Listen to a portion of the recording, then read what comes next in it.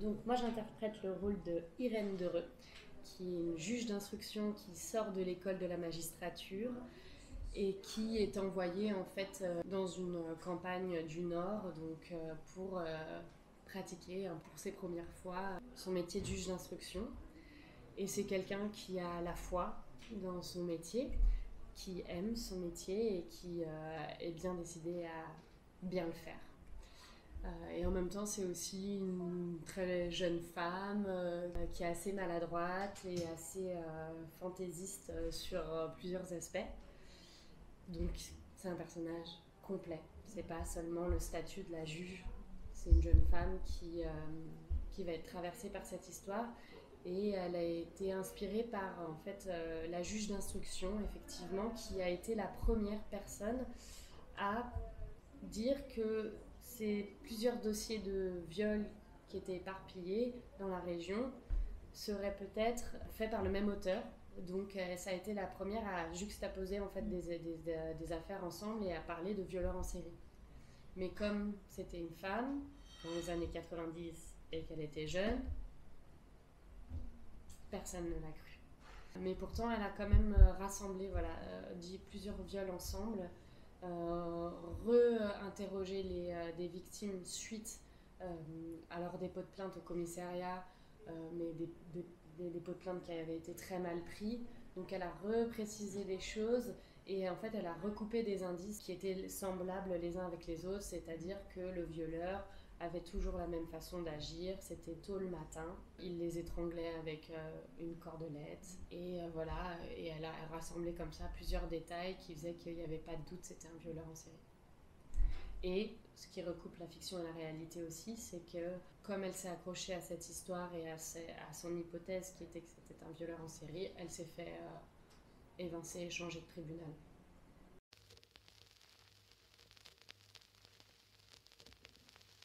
Je connaissais pas du tout l'histoire avant que Jean-Xavier m'en parle par le biais de la série. Et dès que j'ai pu, je me suis procuré le livre que Alice a écrit.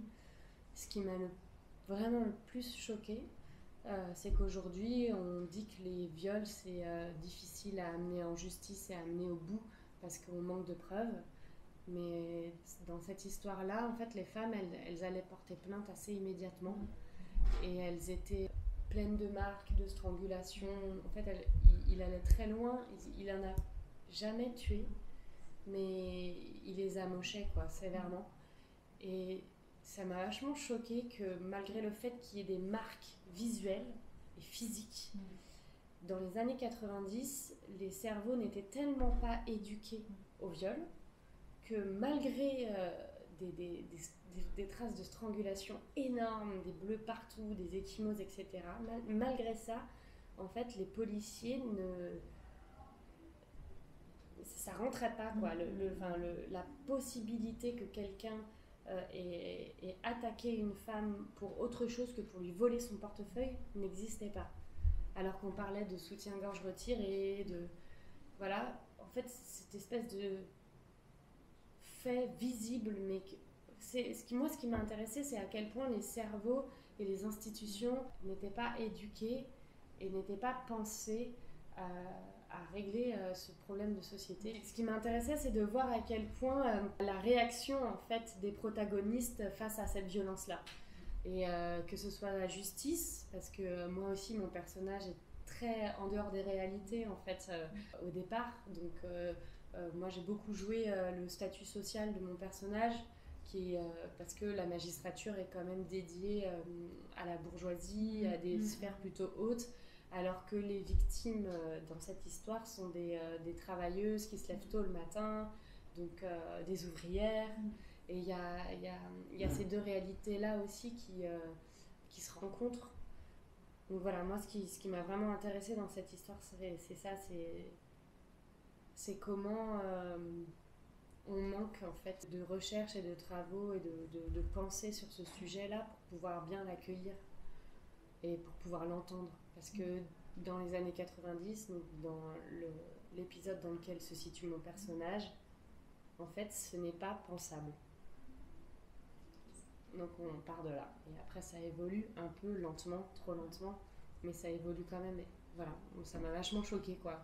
Tous ces témoignages, toutes ces femmes, vraiment toutes ces photos, quoi.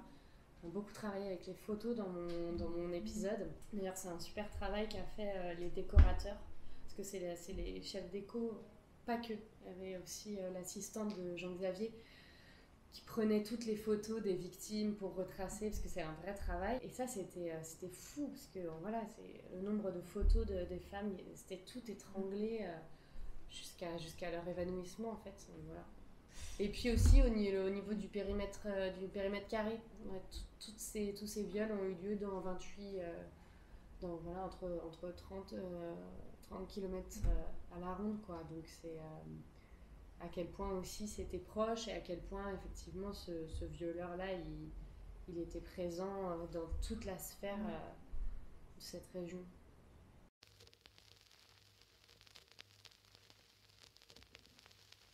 Et ben, ça parle aussi de la responsabilité personnelle de chacun dans une situation de société.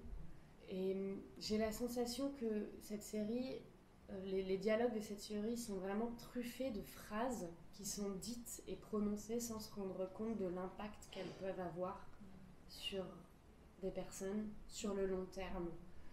En tout cas, moi, ça a mis en perspective certaines phrases qui résonnent ensuite.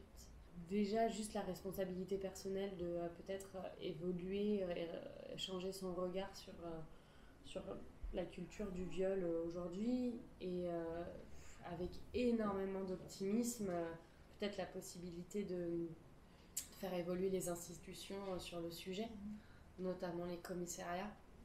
Enfin, voilà, mais après, je ne suis personne pour prétendre ça, mais si la série pouvait réveiller le public au sujet de la manière dont est organisé les dépôts de plaintes, l'accueil des victimes, tout ça n'est tellement pas pensé, mais encore aujourd'hui, moi je trouve que c'est lamentable en fait.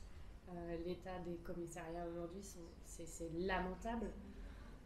Je sais pas, d'être accueilli par des femmes quand on veut porter plainte pour viol et pas par trois gaillards de mettre voilà, d'essayer de, enfin je sais pas, d'organiser en fait les commissariats, la justice pour que les victimes puissent parler plus simplement, que ce soit pas la croix et la bannière pour avoir un avocat, pour porter plainte, pour se constituer partie civile, enfin d'organiser, de penser les choses, ça serait génial.